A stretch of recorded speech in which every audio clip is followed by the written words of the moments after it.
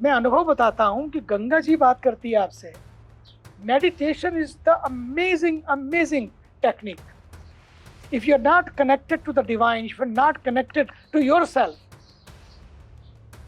you can never be connected to the world. Ganga में अस्थियां बहाने जो परंपरा है वो सदियों से आ रही है। इसका महत्व क्या है?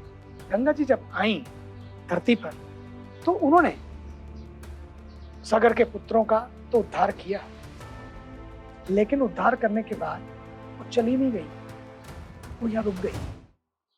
पूज्य Swami ji, thank you so much for gracing my podcast.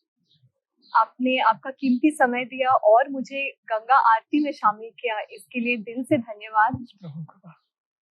शुरुआत करते हैं पॉडकास्ट की गंगा माँ से ही। गंगा माँ का वर्णन महाभारत में होता है हमेशा कि स्वयं प्रकट होकर दर्शन देती है, आशीर्वाद देती है गंगा माँ। लेकिन आज की तारीख में जैसे ही हम ऋषिकेश और गंगा माँ की बात करते हैं तो युवकों के मन में व्हाइट वाटर, रिवर राफ्टिंग, ये सारे गेम्स, यही एक आकर्षण का पॉइंट बन के रह चुका है। तो आपका क्या कहना है इसके बारे में? Ganga is not mere river, it's a mother. I think almost more than 500 million people living in the Ganga basin. और सच मानिए, जल नहीं तो जीवन नहीं, जल के बिना शांति भी नहीं। वाटर है तो वर्ल्ड है, वाटर है तो पीस है। Water is going to become a next gold, water is going to become a next oil. No water no peace, no water no life. हमारे यहाँ गंगा जी को केवल नदी नहीं माना गया, जल से भरी नदी तो है, लेकिन इसमें पवित्रता भी है, इसमें शुद्धता भी है। सदियों से मैंने देखा, मैं तो बहुत छोटा था इस लाइन में आया, गंगा के पावन तट पर मैंने देखा कैसे ऋषि मुनि ध्यान लगाकर साधना करते हैं। सुबह का समय है, केवल एंजॉय करने के लिए नहीं, एंटरटेनमेंट करने के लिए नहीं, पर जीवन के अपलिफ्टमेंट के लिए। मैं तो उनसे भी कहूंगा जो रिवर राफ्टिंग करने के लिए आते हैं, जब वो आए रुकें। रुकते हम टेंट में हैं, रुकते हम बीच पे हैं, लेकिन सवेरे सवेरे का समय होता है, हम सो रहे होते हैं।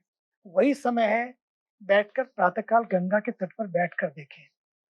हम तो क्योंकि गंगा के तट पे ही जिए हैं। मैं अनुभव बताता हूँ कि गंगा जी बात करती है आपसे। आपको वो सब कुछ मिल जाएगा जो कभी आपने सोचा नहीं, आपने पाया नहीं। आप शांत होकर बैठ जाइए, let Ganga talk to you. सुबह हो, प्रातःकाल हो या शाम को, आपने सब कुछ कर लिया, वाटर राफ्टिंग भी कर ली, गंगा किनारे बैठ के भोजन भी किया, उसके बाद रात को जाकर किसी कोने में जाकर बैठ जाना, उस ध्वनि को सुनना, उस आवाज को सुनना, उस आनंद को प्राप्त करना। Let Ganga ji talk to you. फिर आप देखेंगे, वाह, तो कमाल है, अद्भुत है, ये कैसे? और ये सच मानिए, ये संभव है। तो जैसे धीरे धीरे जो सारे लोग हैं वो इस पे जुड़ने लगेंगे, जीने लगेंगे और उसका अनुभव प्राप्त करेंगे, तब उनको लगेगा कि गंगा केवल खेल का नहीं, बल्कि जीवन के खेल को भी एक नई दिशा देने का नाम है गंगा। और ये गंगा के तट हैं जिन्होंने हमारे देश को, हमारे विश्व को, विश्व मंगल की संस्कृति के मंत्र दिए। क्या है? वसुधैव कुटुंबकम, the whole world is one family. Today, being in this very individual world, your life is your life and my life is my life, ऐसे संसार में जीते हुए एक एक नदी का तट ये मंत्र दे रहा है, वसुधैव कुटुंबकम, कि ये संसार एक परिवार है, ये बाजार नहीं है। पर यहाँ आकर एक मंत्र मिलता है। G20 जब इस देश में हुआ, दूर दूर से लोग आए गंगा के तट पर। जब वो आरती कर रहे थे, आरती करने के बाद उनको लगा, यस, देयर इज समथिंग, कुछ है जिसके तट पर बैठकर कुछ कुछ होने लगता है, जिसके तट पर लगता है कि जो आज तक अनुभव नहीं हुआ। हजारों हजारों नहीं, लाखों लोग हमारे पास पूरे विश्व से आते हैं। More than 125 countries people come here. और वो जब शाम को बैठते हैं, 1 दिन 2 दिन 3 दिन रुकते हैं, तो जाते समय अभी अभी लंदन से जो लोग जा रहे थे मुझे मिलकर गए, उन्होंने कहा, लगता है कि हमारा तो जीवन ही बदल गया। आज तक हमने सोचा भी नहीं था। थेम्स में लंदन में नहाते जाते थे, उसके तट पर बैठते थे, मौज करते थे, मस्ती करते थे, लेकिन यहाँ आकर पता लगा, गंगा जी में स्नान किया, गंगा जी में गंगा जी की आरती की, परमार्थ निकेतन ऋषिकेश में, उस तट पर जब हम बैठते हैं, लगता है कि भीतर कुछ बदल रहा है, भीतर कुछ हो रहा है, भीतर कुछ जग रहा है। और जब वो जगने लगता है, जब होने लगता है, तो पक्का मानिए बात बदल जाती है। बस आज जवानों को you need a shift, and that shift is given to change that सोच, that thinking, how you think. I always share, there's no land shortage or love shortage. There is no water shortage or food shortage. If there is any shortage, it's a consciousness shortage. Ganga connects you to that conscious. That you start living conscious living. What to eat, what to wear, how to eat, when to eat, कैसे सोएं, कैसे खाएं, कितना खाएं, कब खाएं, ये सारी चीजें, ये सोच बदलती है। और फिर मैं कैसे सोचूं?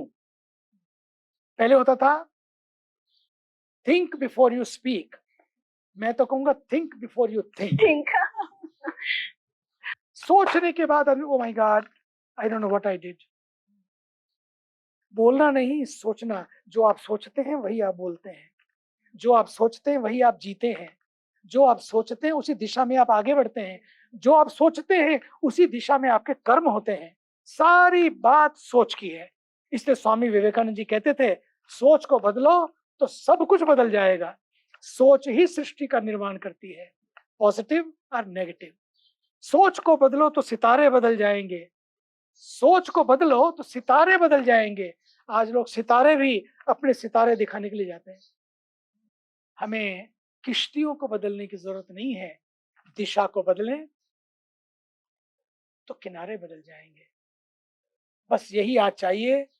इस ये जो दिल है, ये जो सोच है, ये जो चित्त हमारा है, इसको बदलना है, और ये बदलता है ध्यान से। इसलिए 3 चीजें युवा लोग करें, meditation, no reaction and introspection. Very important. Every day first thing in the morning, even you sit for 3 minutes, meditate. Meditation is the amazing technique. Meditation is a touch which transforms you. Meditation is a magic wand which can turn your life from hell to heaven. अपनी सोच बदलती है, अपना खाने का ढंग बदलता है, सब कुछ बदल जाता है। And to me, meditation is the best medication for all agitations. Tanav, stress. It's not a stress management, it's a self-management.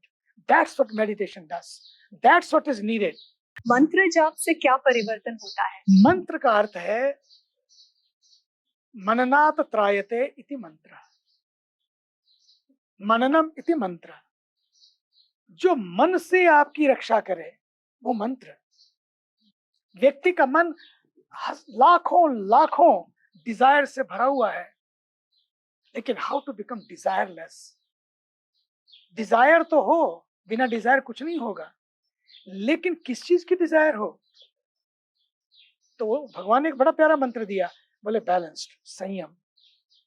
मंत्र संयम प्रदान करता है, उसके साथ मौन जुड़ जाता है। मौन रहकर करें। जैसे ही आप शांत होकर, मौन होकर, भगवान ने कहा सबसे पहला काम है बैलेंस। युक्तः, युक्ता मीन्स बैलेंस। युक्ताहार विहारस्य युक्त चेष्टस्य कर्मसु युक्त स्वप्नावबोधस्य योगो भवति दुःखः। सबसे पहला काम है, the chaos is not outside of you, chaos is inside of you. The war is not there, war is right here. इसलिए उसको बदलने के लिए, उसमें एकाग्रता के लिए क्या चाहिए? बोले शांति चाहिए, एकाग्रता चाहिए। वो कैसे मिले? बोले मौन से और मंत्र से। मौन हो जाओ और मंत्र का जप करो। इवन भगवान ने भी कहा, अगर युद्ध को जीतना है, कौन सा युद्ध? सबके लिए अलग अलग युद्ध है। मेरी ड्यूटी ही तो मेरा युद्ध है, मेरा कर्तव्य ही मेरे लिए सबसे बड़ा। अर्जुन क्योंकि युद्ध में थे, उन्होंने कहा मामनु स्मर युद्ध च, मेरा स्मरण करो, युद्ध जीत जाओगे। कैसे? Remember me. and do your duty. Because life is not a collection, life is a connection. Collection तो बहुत हो जाएगा. You can have so much, but life is not only a collection, life is a connection. If you're not connected to the divine, if you're not connected to yourself, you can never be connected to the world. पक्की बात है, ऊपर ऊपर होगा. इसलिए internet आपको पूरे world से जोड़ सकता है, लेकिन इंटरनेट आपको भीतर से जोड़ सकता है. जब भीतर से जुड़ जाते हैं तो जीवन शांत हो जाता है. तब बाहर कम भी होगा. Things may go up and down, but you don't go up and down, because you found something permanent which can keeps you anchored and grounded. Your vision becomes not clouded but clear. The clarity is there. Then you know how to live. What is that conscious living? That whether I want to live in peace or in pieces, whether I want to be bitter or better every day. Every day you have to check yourself in introspection. Savere meditation, Sham ko introspection, and then you see things will become very different. You will be the same clothes, same everything. It's not that you will have a horns on your forehead. No, same, but inside things will change. So beautifully, so amazingly. Then for small things, small reason, you will not waste your breath.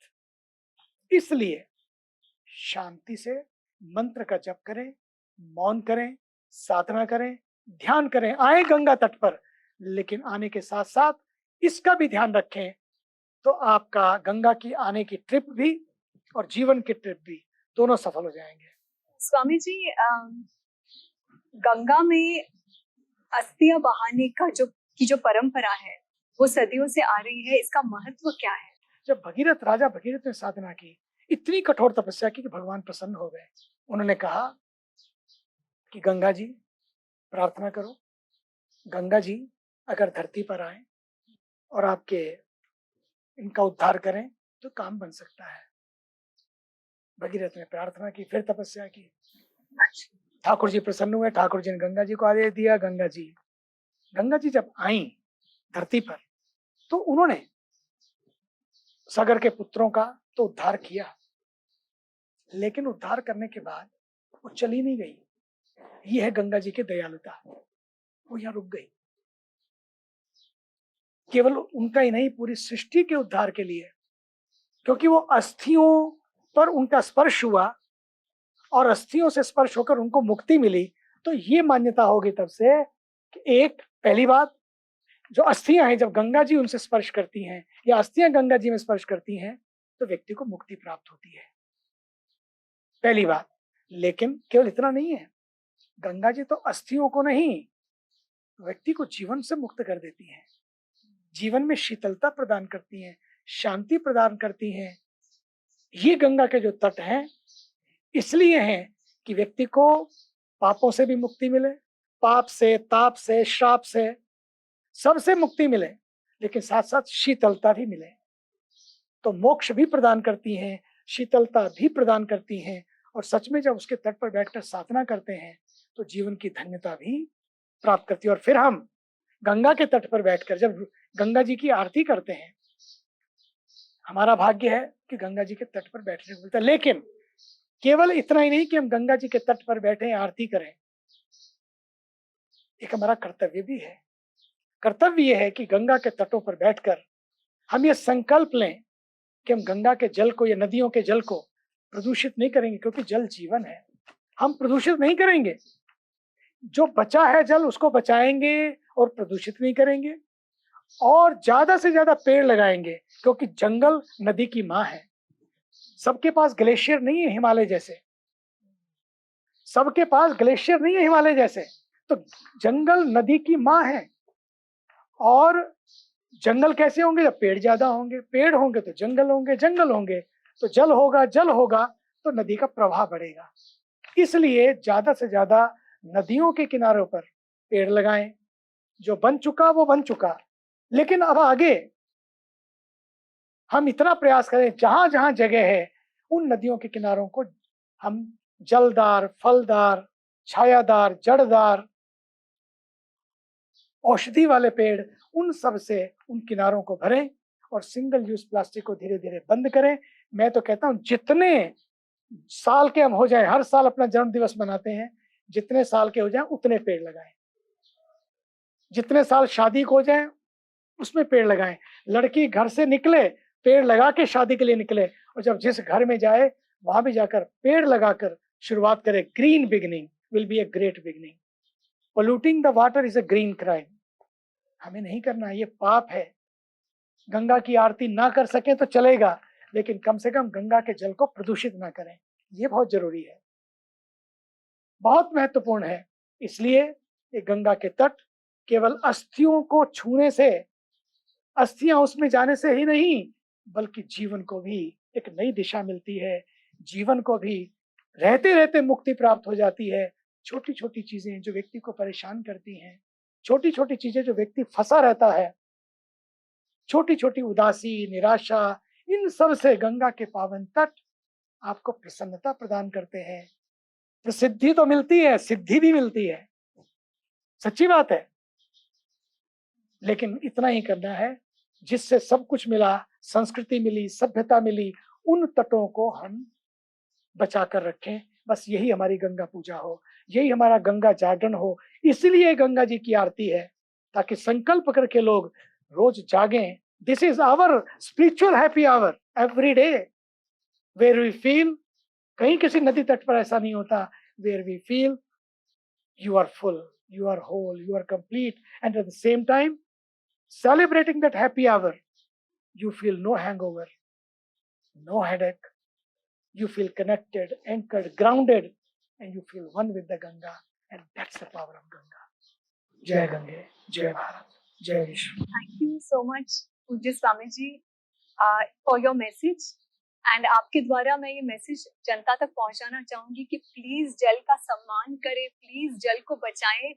मुझे बहुत बुरा लगता है जब parents अपने बच्चों को सिखाते नहीं है कि जल बचाओ।